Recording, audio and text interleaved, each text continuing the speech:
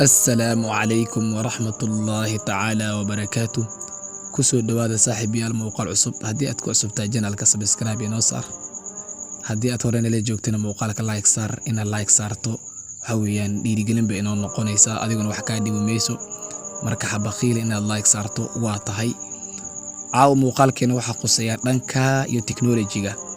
وينو كان سنينا قسوينكي يو برنامجي دي كالي وعاو waxaynu diirada saari doonaa dhanka iyo technology-ga waxaynu baran doonaa WhatsApp-keena in qof kale nala isticmaalayo in kaligeena isticmaalna ayaan baranaynaa WhatsApp-ka in lagu la isticmaalo in kale ku baraya hadaw muuqaal ku soo dhaw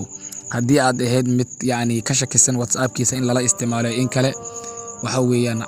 si toos si degan muuqaalkan u daabo waxa weeyaan adoo dan ku yahay waayo wax badan baad ka fahmaysaa hore waxa ka shakisaneed in WhatsApp-ka lagu la isticmaalo in kale laakiin aad baran doontaa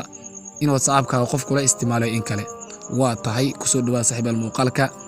hadii aad fahanteen waxa weeyaan linkiga qaado adiguna groupada aad ku jirtay ama saaxiibka aad jeceshahay la wadaag asiguna si uu ogaado haduu Ilaahay raado insha Allah ta'ala in la isticmaalo in kale waa tahay ku soo dhawaad saaxiibayaal ugu horeen marka WhatsApp-ka markaas aad soo gasho waxaad ku dhufanaysaa saddexda dhibcood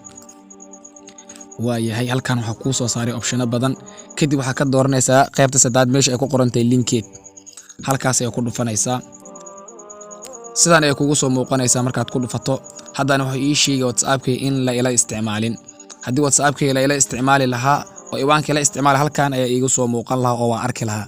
taa marka hadda waxay daliil u tahay in WhatsApp-ka kaliya aan isticmaalo oo aan la ila isticmaalin